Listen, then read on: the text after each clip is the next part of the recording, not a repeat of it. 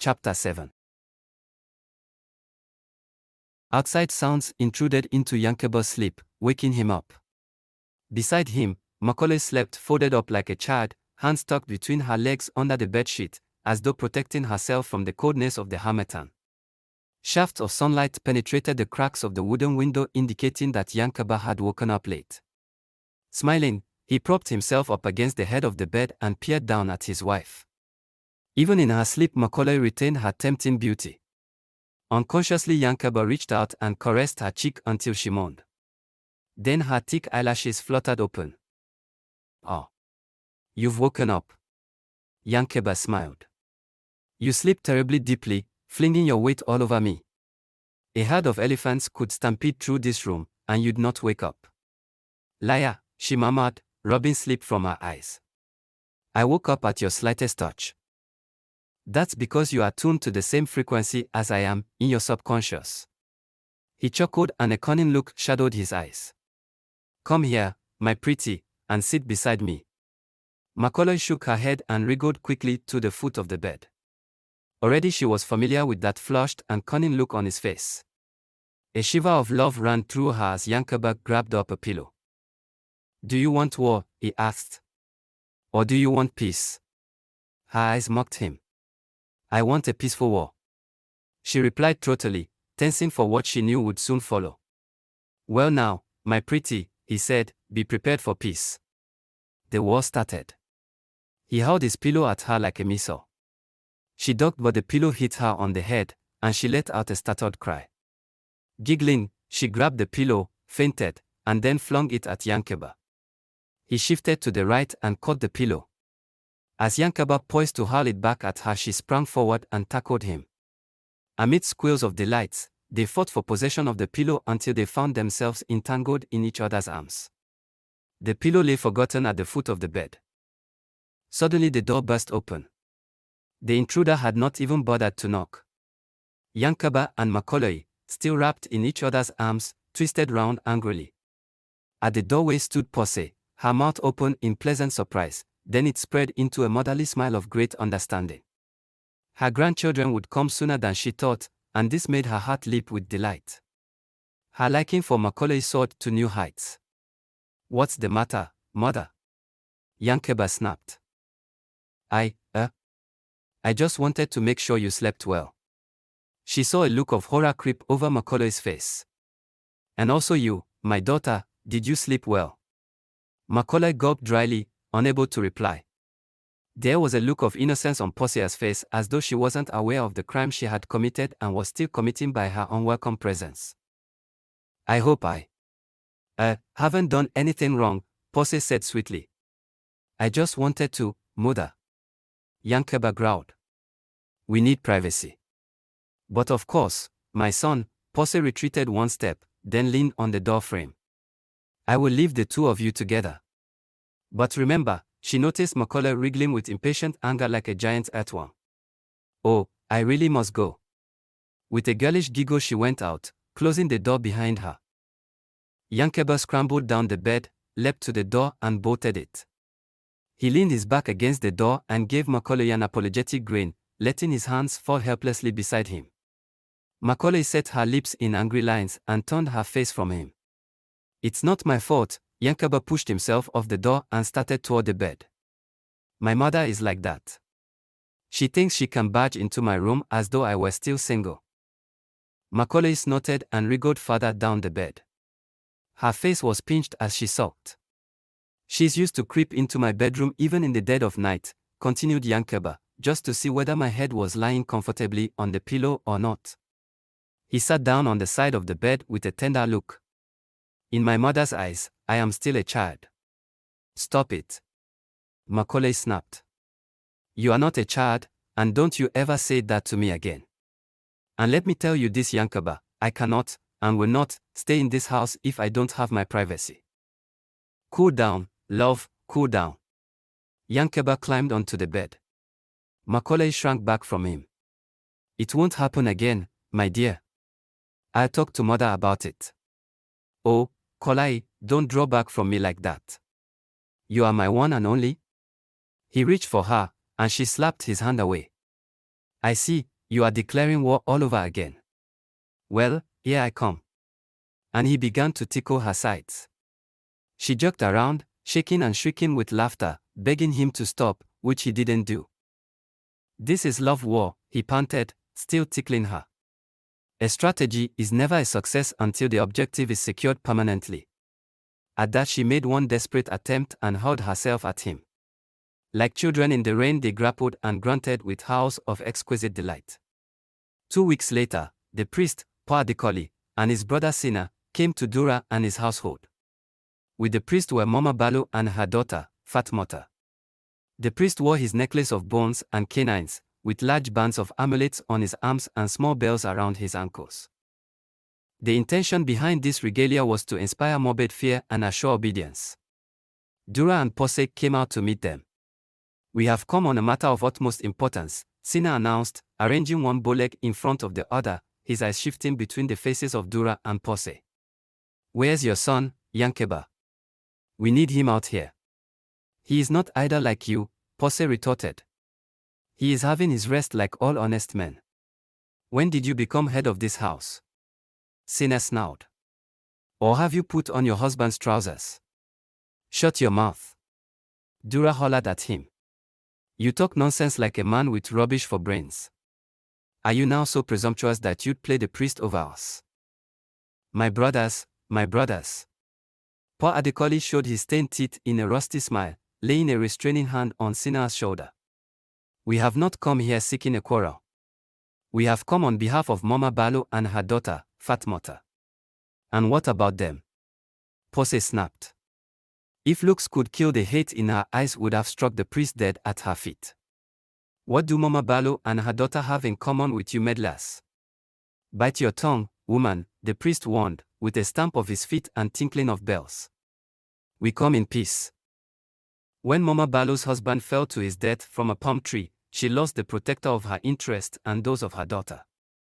Therefore I, as a priest of the gods, am duty-bound to defend the rights of widows and fatherless girls. Don't waste our time with credentials. I didn't ask for them. Pose snorted with a flip of her hand. What do you want with my son? He promised to marry Fatmata, after you yourself presented his interest in Fatmata to Mama Balo. He has so far failed to keep his word. Now I am here to make sure that he keeps his promise. Yankuba must marry Fatmata. Who's talking nonsense out here? Yankuba appeared at the doorway with Makalay close behind him. His eyes widened with instant recognition. Oh ho! It's my two threatening friends of the sacred bush fame. Gentlemen, what fresh crimes have I unwittingly committed for your highnesses to grace my house with your unwelcome presence? Mind your language with the priest, my son. Dura clenched his fist. There's no need for anyone to be insulting. Now apologize for your words. Yankuba sighed and said he was sorry with his tongue in his cheek. Now gentlemen and ladies, he said. What exactly do you want from me? You promised to marry me, Fatmata blurted out. I did nothing of the sort. But you did promise, she whined, almost in tears. Several times you sent your mother to ask me to meet you at school, and I did go. And everybody knows you were going to marry me. She gave her mother a tearful look. Is that not so, Mama? That is exactly so. Mama Balo folded her large hands over her large breast and turned her nose up at Pose, who was once her friend, but no more, unless Yankuba married Fatmata. Yankuba promised without being forced to. He must therefore fulfill his promise. Or pay a fine of 10,000 leons, Sina added. Or a goat, a year old, concluded the priest with a stamp of his foot that sent the bells at his ankles tinkling. Pose burst into a shout of derisive laughter. I knew it, she laughed. I knew you were never interested in the welfare of Mama Balo and Fatmata. All you wanted is to scratch your itching palms, you leeches. Go and find another fool to suck blood from. Go on. Get out of here before I tell my son to throw you out. Be careful. Sina squinted in anger. Be careful. Why, the priest, my brother, is so powerful. Majestic in appearance. Mighty in strength. He choked with the awesomeness of what he had in mind. Relax, my friend. Yankuba grinned. There's no need to go on about your brother's fear-inspiring looks. We can see them for ourselves. He smiled with dubious sweetness. Now what do you want me to do? Marry Fatmota, pay the 10,000 or marry me? Fatmota shouted. Marry me. No, thundered the priest. Let him pay the fine. Either the money or the goat. We don't want to force him to marry a woman he doesn't want. Of course, he doesn't want to. Makalay finally exploded. Yankuba would never dream of taking a second wife while he has me. The priest turned to Mama Balo and Fatmota with a helpless gesture. A look of innocent greed clouded his flat eyes. Yankuba doesn't want Fatmota. Let us accept the money or the goat. The gods will find a better husband for Fatmota. But he loves me. Fatmota pushed forward and stood in front of Yankuba. Look into my eyes. Yes, look into my eyes. Did you not tell me I was beautiful? Yankuba sighed. Of course, you are beautiful. But I am sorry you misunderstood my compliment. I don't fall in love with my eyes. I use my heart, which I have already given to Makalay.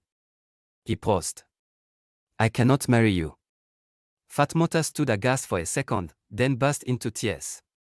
Feeling sorry for her, Pose came over and laid a consoling hand on her shoulders.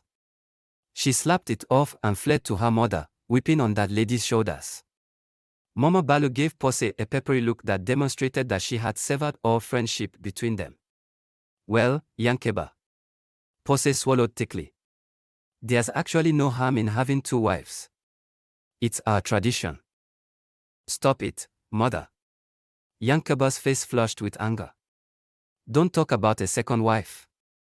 I am interested neither in marrying a second wife nor in paying a fine. Sina looked flustered. His squinty eyes blinked continuously. He chewed his nails and stared at Dura. Do something, he gasped. You are the head of this house. Talk sense into your son. Let him pay the fine.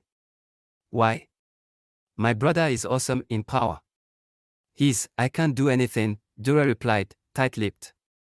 I can't force Yankuba to do what he doesn't want. Is that your last word?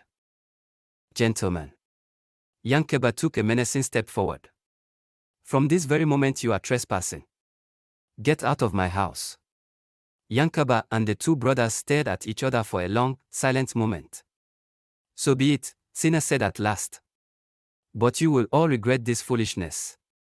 You'll wish, on legs like a spider's. He followed the priest as they headed for the house of the chief amidst the tinkling of bells. Mama Balo and her daughter trailed at their heels. I don't like this, said Dura. I don't like it at all. A week later Chief Alimami summoned Dura and his household to the court bury. Chief Alimami was a 50-year-old man with deadly serious eyes that could stop you right in the middle of a disrespectful speech. He was never seen without his totem, the ruling staff which had the doubtful reputation of being a bodyguard against astral forces. The local bury was an open go-down with low walls, and rows of long, hard benches. The court took its seats. On the left side of the court sat the priest, now dressed in his sleeveless ronco. By his side was Sina, narrowing his eyes shiftily around. Behind them sat Mama Balo and Fatmota. On the other side sat Dura and Yankuba and their respective wives. The back of the court was half filled with curious spectators talking quietly. The whole court faced a dais of hardened earth on which stood the stool of judgment, occupied by Chief Alimami, who was surrounded behind by a semicircle of his elderly advisers. The priest, because of his status in the community, was permitted to speak first. He presented the same case he had argued out with the Dura household. Yankuba had promised to marry Fatmota. Either he kept this promise or he paid a fine of 10,000 leons, or a year-old goat. Mama Balo and her daughter gave evidence to a similar effect. The only conspicuous difference was that they emphasized their preference for Yankuba marrying Fatmota and de-emphasized the priest's preference for a fine. The priest and Sina twisted round to give mother and daughter furious looks. Finally, Yankuba was asked to speak out, and he stood up, taking 2 steps toward the earthen dais. Makalay held her breath, bit her lip and waited in anxious suspense for the whole ordeal to be over. I never promised to marry her, Yankuba began. My lord, Fatmota and I only started a period of courtship that didn't last. What's that? Chief Alimomi leaned forward. You started what? A period of courtship, my lord, replied Yankuba. It's the time a man and a woman spend with each other while investigating the possibility of marriage. The chief wrinkled his nose in puzzlement. Then slowly a smile of understanding lit his wise face. Oh. Now I see. You are talking of a trial marriage. No, my lord. Yankuba bowed slightly. I did not sleep with Fatmota as couples traditionally do in a trial marriage. I find such a tradition immoral and unfair. Hold your tongue, boy. Chief Alimomi stamped his staff. I did not ask for your judgment. You have told us you did not have a trial marriage, so you did not sleep with Fatmota. Now tell us what you did with her. He paused and turned a serious face towards Yankuba. Did you or did you not promise to marry Fatmota? I did not, my lord. Yankuba forced control over his temper. I told her that if it was conditional, if we found each other suitable, we'd get married. Good. She finds you suitable, so why don't you fulfill your promise? My lord, Yankuba blinked in disbelief. I did not say if she alone found me suitable. I said if both of us did so.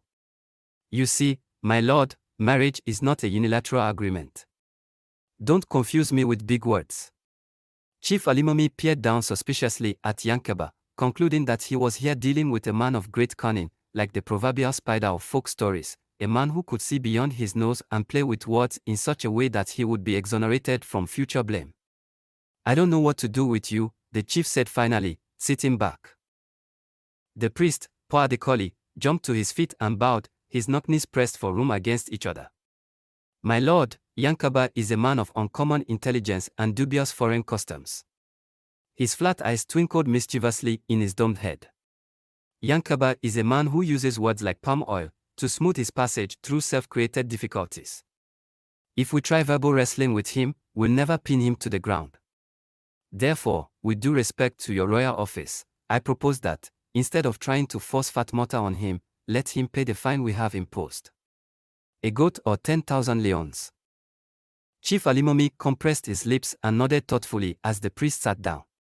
He turned round to his advisers, and they whispered and gestured and nodded.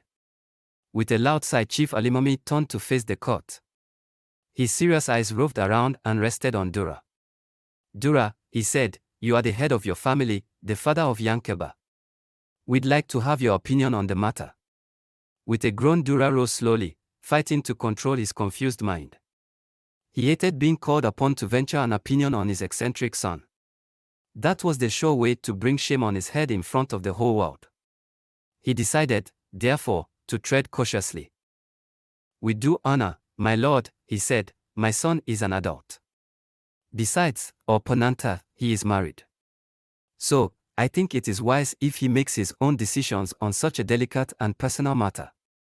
Chief Alimomi chuckled behind his hand, and his eyes beamed at Dura with laughing respect.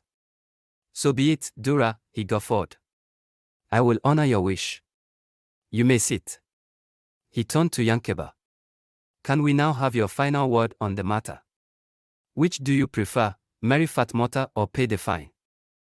Makalay had been clutching Yankuba's hand tightly, now she released it, as he stood up. Her large eyes filled with tension, never left Yankuba. My lord, and elders of Pentkili, Yankuba began, I appreciate the time and effort you have spent on examining this case. But I cannot remain honest to my conscience and pay the fine. To do so would be tantamount to admitting that I did promise to marry Fatmota, which I never did. The court gasped. The chief sat forward slowly, with reluctant admiration. If you cannot pay the fine because of your conscience, will you marry Fatmota then? Surely that is not against your conscience, is it? It is, my lord, Yankuba replied patiently. I don't want a second wife. I don't intend to be a polygamist. I want to practice the love that is long-suffering and kind, the love that does not look for its own interest. Polygamy, to me, is a dramatization of selfishness on the part of a man. He paused. In short, my lords, I cannot marry Fatmata or any other woman while Makalay remains my wife. Noble. Chief Alimumi nodded. Most noble and laudable ideals. The fantasies of an inexperienced mind. But that is neither here nor there. My heart tells me you are afraid of your current wife. Maybe we should hear Makalay's opinion also. Makalay jerked when she heard her name. A shadow of doubt flitted across her face. Her large eyes sought Yankuba's. He nodded and gave her a reassuring smile. Nervously she got up and came to stand beside him. My lord, she began in a trembling voice which steadied as she progressed. If my husband, who promised to love and cherish me, takes a second wife, I would leave his house. Why? Why? My lord, I cannot and will not suffer the indignity of having my husband sleep in turns with me and another woman. It's disgusting. Disgusting, you say? The chief smiled triumphantly. But the women of this chiefdom do not find it disgusting. They have never complained about their polygamous lot in life. So, what is so special about you and your husband? An educated conscience, my lord, Makalay warmed up with righteous indignation. The women of this chiefdom have been brainwashed by long-standing customs to believe that it is their duty to be dubiously honored as a second wife because their husbands have already taken a first. A deep silence settled down on the court. The drop of a needle could have been loudly heard. The chief nodded wisely and leaned forward. Never mind the trueness or untrueness of your observations, it is still a fact that our sisters and daughters have submitted to polygamous husbands. Makalay sucked in a deep breath of irritation. But my lords, it is still immoral and unfair. For example, do you, my lord, not have 4 wives? That is very true. Chief Alimumi's smile of triumph widened out. And not one of them bickers about it. In that case then, would you happily submit to the suggestion that each of your wives takes a second husband and sleeps in turns with you and the second husbands? Shut up. The chief roared, trembling with rage. Shut up your mouth. How dare you suggest such a disgusting thing? What? He roared afresh. I have never, ever been so insulted in my whole life. Abomination. His face twisted with fresh rage, and it took all his advisers to cool him down. He swallowed gulps of fresh air and then gave Yankuba and Makalay a wary look. When he had regained sufficient control over his wits, he addressed the couple in a strong, no-nonsense voice. Young woman, he said, I will take your insult as the inexperience of youth. Nevertheless, you will pay a fine of 2 goats to my court for such a loathsome reference to me and my wives. His eyes shifted to Yankuba. As for you, young man, you have rebelled against the customs of your fathers. Notwithstanding anything to the contrary, as long as you live in this village, you are subject to our laws and punishable by law. Therefore, for misleading Fatmata and making her a public spectacle, you will pay her, as compensation, the amount of 5,000 leons. You and your wife must pay both fines within 2 days. Londe. The court is dismissed.